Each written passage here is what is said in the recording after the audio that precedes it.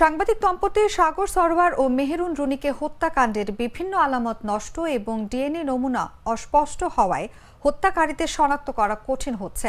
তবে চাঞ্চল্যকর এই হত্যাকাণ্ডে দুজন অংশ নেয় বলে জানিয়েছে তদন্তে গঠিত টাস্ক ফোর্স। সম্প্রতি হাইকোর্টে দেয়া অগ্রগতি প্রতিবেদনে খসড়া এসব তথ্য জানায় টাস্ক ফোর্স। পাশাপাশি তদন্তের জন্য আরও সময় চাওয়া হয়। অগ্রগতি প্রতিবেদনটিতে বলা হয়, প্রথমে সাগর ও পরে রুনিকে ছুরিকাঘাত করা হয়।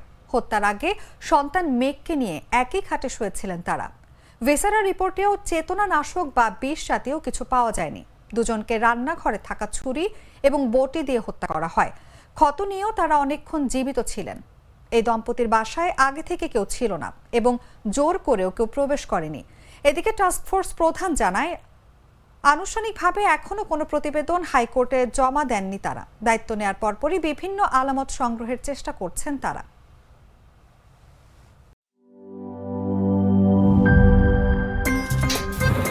আমার একটা স্মার্ট সিদ্ধান্তে 25% গ্যাসের খরচ কমেছে। ভাবছেন কিভাবে? সাধারণ গ্যাস স্টোভ বদলে আমি এনেছি আরএফএল গ্যাস স্টোভ। এর সাইন্টিফিক নজল ও ব্রাস বার্নার ক্যাপ সমানভাবে তাপ ছড়িয়ে রান্না করে দ্রুত। তাই গ্যাসও বাঁচায় 25%, টাকাও বাঁচে 25%। আরএফএল গ্যাস স্টোভ নিরাপদ ও গ্যাস সাশ্রয়ী।